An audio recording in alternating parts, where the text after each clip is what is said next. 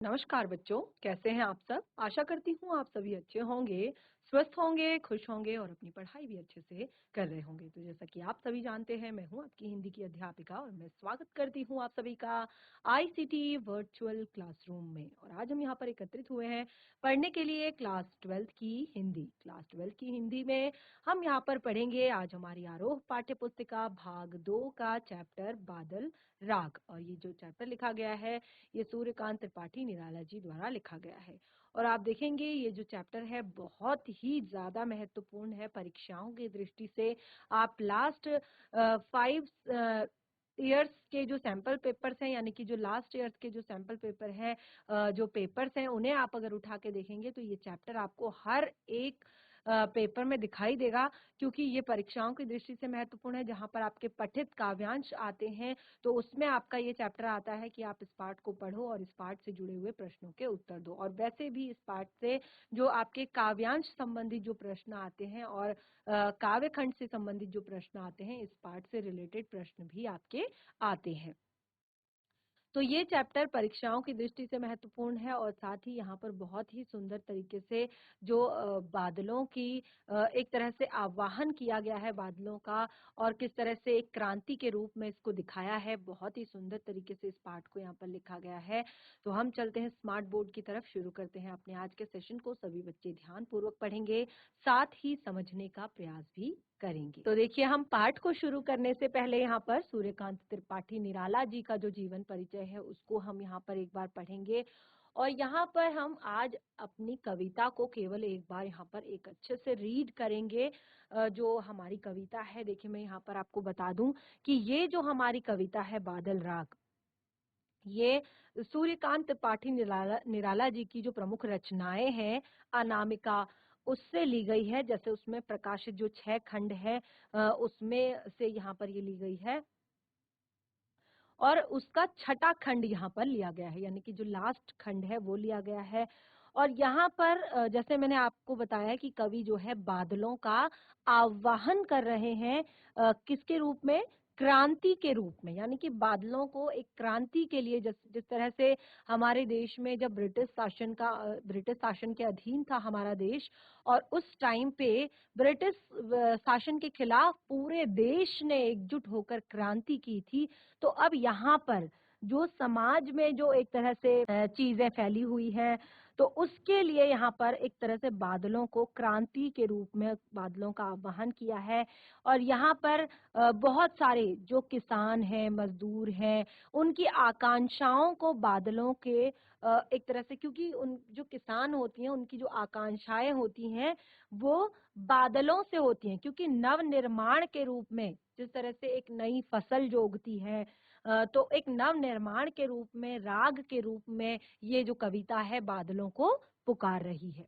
तो यहाँ पर जैसे मैंने आपको बताया कि कवि जो एक क्रांति होती है, जैसे मैंने आपको बताया ना क्रांति के बारे में, कि क्रांति क्या थी, कि जब हमारा देश ब्रिटिश शासन के अधीन था तो उस टाइम पे हमारे देश ने के सभी लोगों ने मिलजुल कर क्रांति की थी। यानी एक तरह से जो क्रांति होती है वो हमेशा वंचितों का एक तरह से प्रतिनिधित्व करती है, वंचित लोगों का। जो जैसे यहाँ पर मैंने आपको बताया कि हम आजादी से वंचित थे, हम हमारी आजादी उस टाइम पे छीन ली गई थी, हमारी स्वतंत्रता हमसे उस टाइम पे छीन ली गई थी।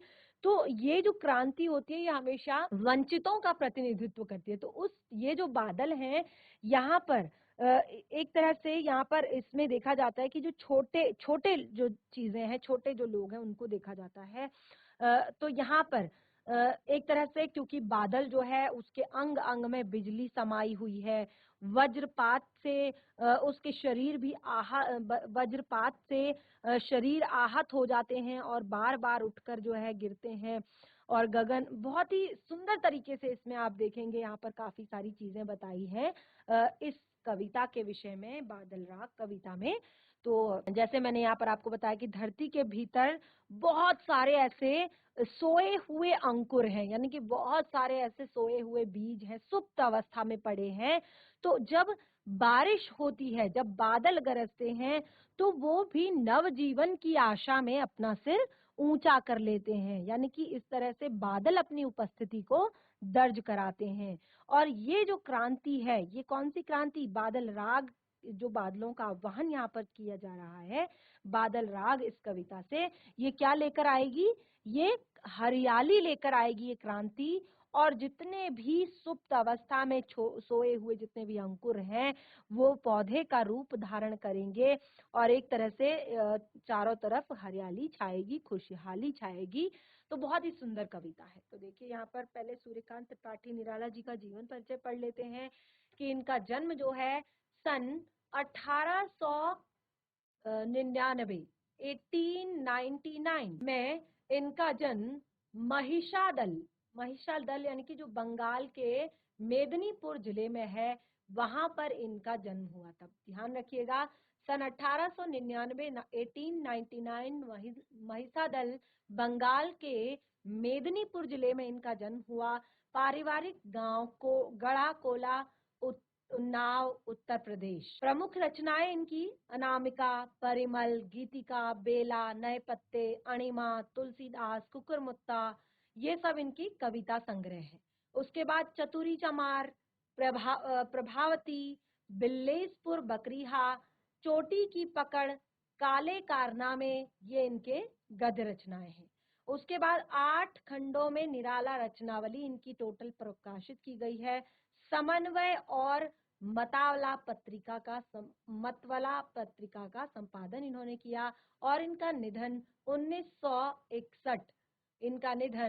1961 इलाहाबाद में हुआ। तो इस तरह से यहाँ पर मैंने आपको बताया निराला जी के जन्म के बारे में, इनकी प्रमुख रचनाओं के बारे में और इनके निधन के विषय में। तो इस तरह से यहाँ पर इतनी चीजें आप जरूर याद करें। उसके बाद आगे भी मैं आपको बहुत अच्छे से निराला जी के विषय में पूरी चीजें बताऊंगी। और बाकी देखेंगे आप यहाँ पर जो जीवन परिचय दिया गया है वो आपकी पाठ्य पुस्तिका में है पूरा, तो यहाँ से आप उसको पढ़ सकते हैं। उनकी भाषा शैली यहाँ पर लिखी गई है। और देखिए, क्योंकि भाषा शैली जो है उसको पढ़ना, उसको समझना भी जरूरी होता है कि किस तरह की भाषा शैली इनकी है। तो जैसे यहाँ पर आप देख सकते हैं, इनकी जो कविता है, ये जब मुक्तक छंद की बात करते हैं तो केवल छंद, रूढ़ियों आदि के बंधन को नहीं तोड़ते, बल्कि काव्य विषय और गुण की सीमाओं को भी अतिक्रमित करते हैं। और विषयों और भावों की तरह भाषा की दृष्टि से भी निराला जी की कविता के कई रंग हैं। तो देखिए, यहाँ पर बहुत सारी अलग अलग तरह की इनकी जो भाषा शैली है उसको बताया गया है। और उसके बाद देखिए, कविता के बारे में मैंने आपको यहाँ पर क्लियर कर दिया कि कविता क्या है। तो बादल राग जो हमारी कविता है, इसको हम यहाँ पर पढ़ेंगे। बहुत ही एक तरह से लंबी हमारी कविता है, लेकिन परीक्षाओं की दृष्टि से महत्वपूर्ण है। तो केवल जैसे आज मैंने यहाँ पर आपको बताया कि रीड करेंगे और नेक्स्ट सेशन में हम इसकी सप्रसंग व्याख्या करेंगे। बादल राग। तिरती है समीर सागर पर, बहुत ही सुंदर पंक्तियों से यहाँ पर सूर्यकांत त्रिपाठी निराला जी ने ये अपनी कविता लिखी है। तिरती है समीर सागर पर, अस्थिर सुख पर दुख की छाया। क्या बताया है यहाँ पर? तिरती है समीर सागर पर, अस्थिर सुख पर दुख की छाया, जग के दग्ध हृदय पर, जग के दग्ध हृदय पर निर्दय विप्लव की प्लावित माया। अब आप यहाँ पर एक बार देखते हैं कि आखिर क्या कहा गया है यहाँ पर। तो ये जो कविता है, यहाँ पर कवि ने क्या कहा है? पूरी कविता में शुरुआत में वर्षा ऋतु की तरफ ये आकर्षित करती हुई कविता है। और यहाँ पर बादलों के भीतर दोनों चीजें हैं। कौन सी चीजें हैं? एक तो सृजन की, जैसे मैंने आपको बताया कि बादल नवजीवन को लेकर आते हैं, और दूसरा विध्वंस की। दोनों ही ताकतें समाई हुई हैं। और बादल जो हैं वो किसानों के लिए एक तरह से अग्रदूत का काम करते हैं। बहुत ही एक तरह से उल्लास और एक तरह से निर्माण के का यहाँ पर विषय है। तो ये जो कविता है, यहाँ पर कवि जो है निराला जी, वे बादलों को एक क्रांति दूत की तरह मान रहे हैं। बादलों को एक क्रांति दूत के रूप में मान रहे हैं। और क्या कह रहे हैं? कल्पना कर रहे हैं। देखिए, कह रहे हैं, तिरती है समीर सागर पर, अस्थिर सुख पर दुख की छाया। तो कवि बादलों को देखते हैं और फिर कल्पना कर रहे हैं बादलों को देखते हुए, कहते हैं अस्थिर सुख पर दुख की छाया। तो जब बादल तैर रहे हैं हवा में, तो वो जैसे जग के दग्ध हृदय पर निर्दय विप्लव की प्लावित माया। तो तिरती है समीर सागर पर, जिस प्रकार से जो हवा हवा है जो वो समुद्र के ऊपर तैरते हुए, हवा जो है समुद्र के ऊपर तैरती है, बिल्कुल उसी प्रकार जो है क्षणिक सुखों पर, क्षणिक सुखों यानी कि जो सुख और दुख होते हैं वो जीवन में आते जाते रहते हैं, वो हमेशा के लिए नहीं टिकते। तो ऐसे अस्थिर सुख, अस्थिर सुख यानी कि जो कुछ क्षण भर के सुख होते हैं, ऐसे ही उन पर हमेशा क्या होता है, दुखों की छाया जो है मंडराती रहती है। दुखों की छाया क्या होती है, जो मंडराती रहती है। जग के दग्ध हृदय पर, दग्ध अर्थात जो दह रहा हो, दहना अर्थात जलना, जो संसार या धरती की जलती हुई छाती पर, दग्ध, जग के दग्ध हृदय पर, दग्ध हृदय यानी कि जलती हुई छाती, यानी कि निर्दय विप्लव की प्लावित माया, जैसे जलती हुई छाती पर एक तरह से छाया करके उसे शांति प्रदान करने के लिए आए हों, ऐसे ये बादल जो है इस टाइम पे लग रहे हैं। तो देखिए यहाँ पर इसको हम एक बार पढ़ लेते हैं अच्छे से, उसके बाद मैं इसको आपको बताती हूँ कि किस क्या क्या यहाँ पर कहा जा रहा है। तो जैसे यहाँ पर कहा, तिरती है समीर सागर पर, अस्थिर सुख पर दुख की छाया, जग के दग्ध हृदय पर निर्दय विप्लव की प्लावित माया। यह तेरी, यह तेरी रण तेरी भरी आकांक्षाओं से, घन भेरी गर्जन से, सजग सुप्त उर्मे पृथ्वी के आशाओं से, नवजीवन का ऊंचा सिर कर तक ताक रहे हैं ए विप्लव के बादल। देखिए कितनी सुंदर पंक्तियां, कि उर्मे पृथ्वी के आशाओं से, नवजीवन की ऊंचा कर सिर ताक रहे हैं ए विप्लव के बादल। तो अब यहाँ पर आप देखेंगे बहुत सारे ऐसे शब्द हैं जो थोड़ा सा आपको टफ लग रहा है। तो देखिए जैसे यहाँ पर शब्द दिया गया है तिरती, तिरती अर्थात तैरती, ठीक है। समीर सागर अर्थात, समीर सागर यानी कि जो वायु रूपी एक तरह से समुद्र होता है, ठीक है। अस्थिर, अस्थिर यानी कि जो क्षणिक है, थोड़ी दूर देर का है। दग्ध अर्थात जो जला हुआ है, ठीक है। निर्दय विप्लव, निर्दय विप्लव यानी कि निर्दय का अर्थ होता है बेदर्द, विलव यानी कि विप्लव यानी कि जो विनाशक है, कि प्लावित, प्लावित यानी कि बाढ़ से ग्रस्त, माया, माया यानी कि जो खेल है इनका। रण तेरी, रण तेरी अर्थात युद्ध की एक नौका, यह तेरी रण तेरी भरी आकांक्षाओं से, आकांक्षाएं यानी कि इच्छाएं या कामना, भरी आकांक्षाओं से, घरी भरी आकांक्षाओं से, घन भेरी गर्जन से।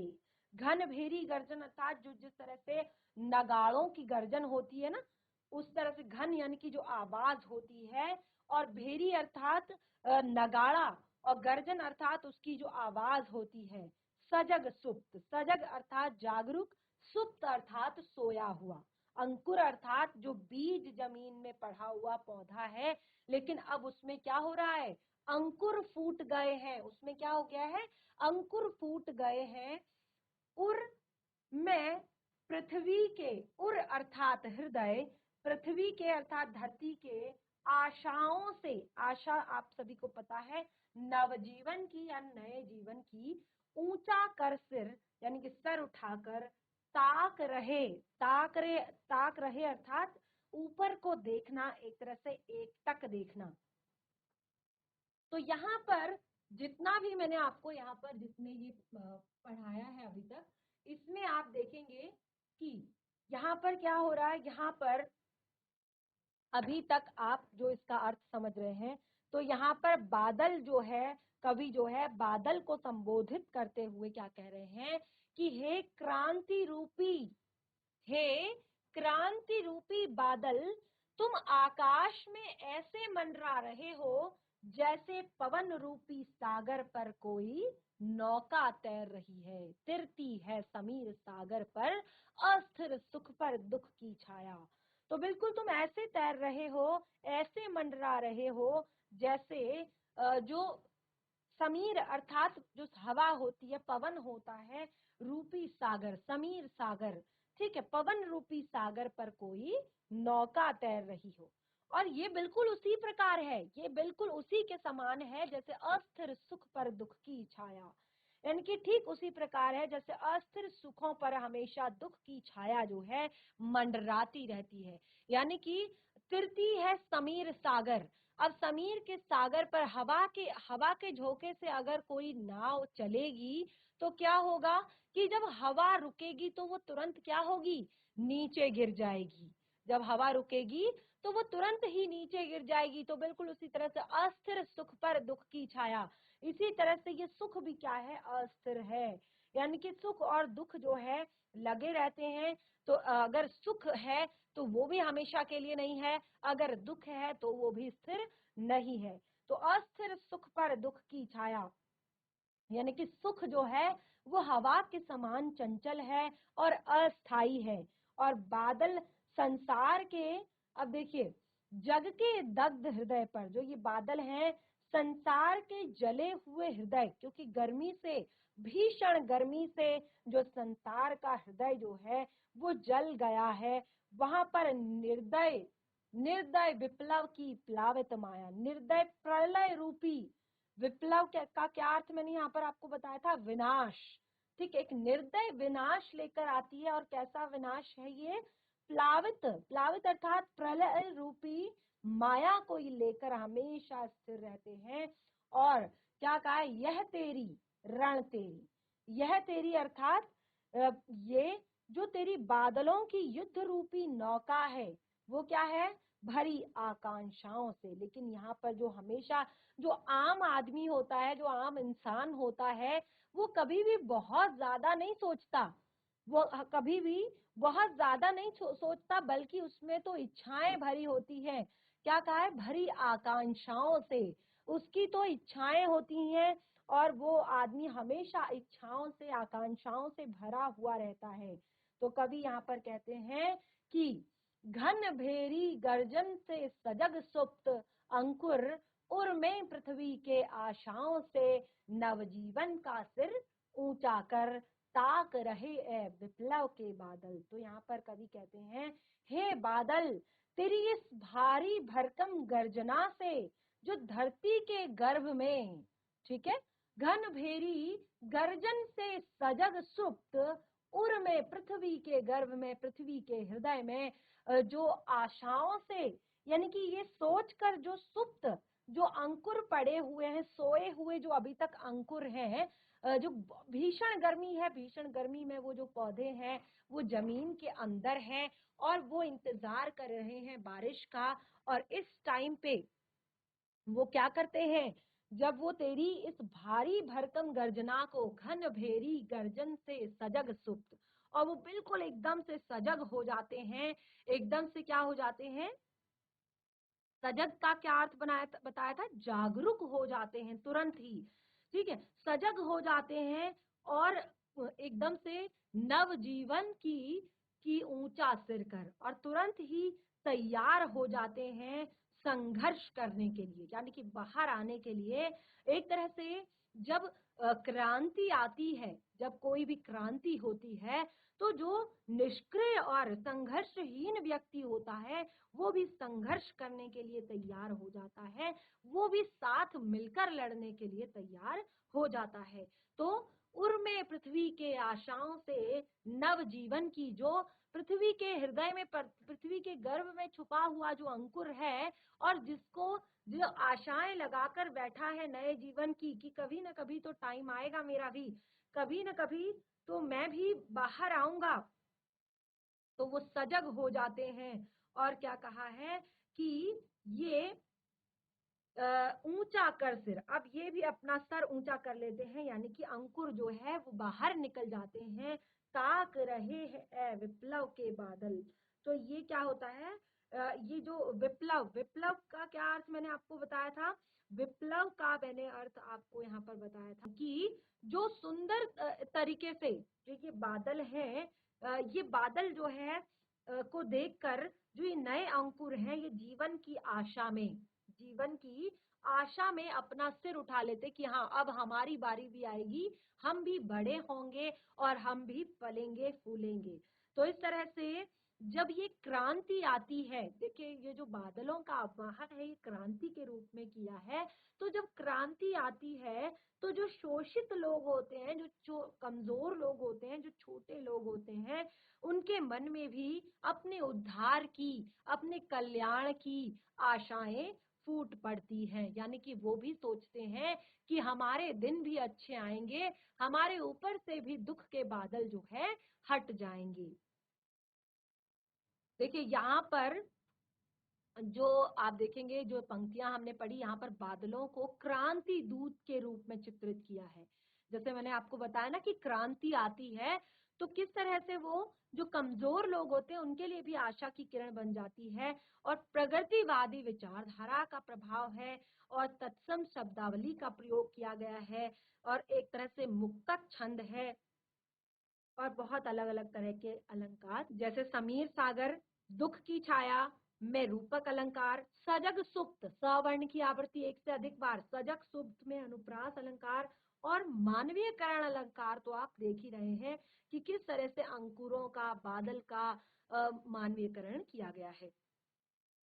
ठीक है, तो इस तरह से यहाँ पर ये हमने पढ़ा। अभी आगे जब मैं इसकी सप्रसंग व्याख्या करूंगी आपके साथ, तो उस समय पर मैं आपको यहाँ पर इससे अर्थ ग्रहण संबंधित प्रश्न भी इसके क्लियर करूंगी कि अर्थ ग्रहण संबंधित प्रश्न क्या है इसके।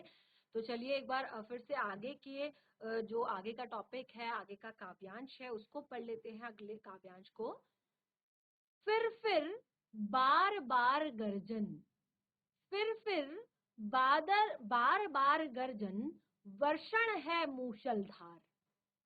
फिर बार बार गर्जन, वर्षण है मूसलधार, हृदय थाम लेता संसार, हृदय थाम लेता संसार, सुनकर घोर वज्र हुंकार, सुनकर घोर वज्र हुंकार, अशिन पात से श्रापित उन्नत शत शत वीर, अशिन पात से श्रापित सत सत उन्नत वीर, उन्नत शत शत वीर, छत विछत हत अचल शरीर। बहुत ही सुंदर पंक्तियां, आप अर्थ समझेंगे तब आपको अच्छे से समझ आएगा। गगन स्पर्शी स्पर्धा वीर, गगन स्पर्शी स्पर्धा धीर, हंसते हैं छोटे पौधे लघुमार। अभी देखिए हमने केवल इतना पढ़ा है, फिर बार बार गर्जन, वर्षण है मूसलधार, हृदय थाम लेता संसार, सुन सुन घोर वज्र हुंकार, अशिन पात से शापित उन्नत शत शत वीर, छत विछत हत हत अचल शरीर, गगन स्पर्शी स्पर्धाधीर। अब इसमें भी कुछ कुछ कठिन शब्द हैं, पहले आप ये देखिए। ठीक है, फिर और बार बार, ये तो आपको समझ आ रहा है। उसके बाद है वर्षण है मूसलधार, वर्षण यानी कि बारिश, वर्षा, मूसलाधार यानी कि जोरों से, हृदय थाम लेता, हृदय थामना यानी कि भयभीत हो जाना, थाम लेता संसार, सुन सुन कर घोर वज्र हुंकार, घोर यानी कि भयंकर, वज्र हुंकार अर्थात वज्रपात के समान भयंकर आवाज। जब बादल गरजते हैं ना तो पहले कितनी जोर से बिजली तड़कती है, आप सभी को पता होगा। तो ये कैसी आवाज होती है, ऐसा लगता है कि वज्र गिर गया है, वज्रपात हो गया है। तो इस तरह की आवाज यहाँ पर आती है, बहुत ही खतरनाक आवाज।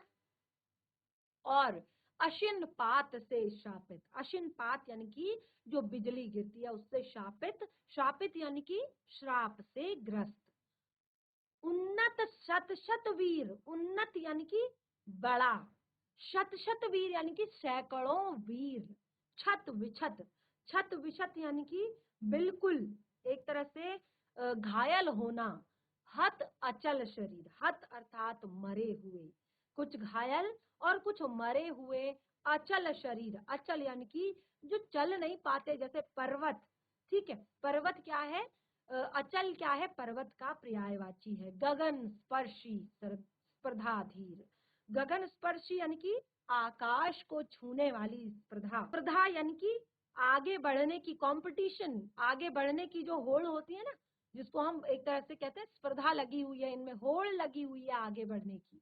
ठीक है, तो इतना हमने पढ़ लिया। पहले इसकी व्याख्या करते हैं। तो यहाँ पर देखिए कवि क्या कह रहे हैं कि हे क्रांतिकारी बादल, तुम फिर बार बार गर्जन, तुम फिर बार बार गर्जना करते हो और वर्षण है मूसलधार, और मूसलाधार बारिश करते हो, और हृदय थाम लेता संसार, और तुम्हारी वज्र के समान, किसको, हृदय थाम लेता संसार, सुन सुन घोर वज्र हुंकार, तुम्हारे ये वज्र के समान भयंकर आवाज सुनकर ये संसार हृदय थाम लेता है, अर्थात भयभीत हो जाता है।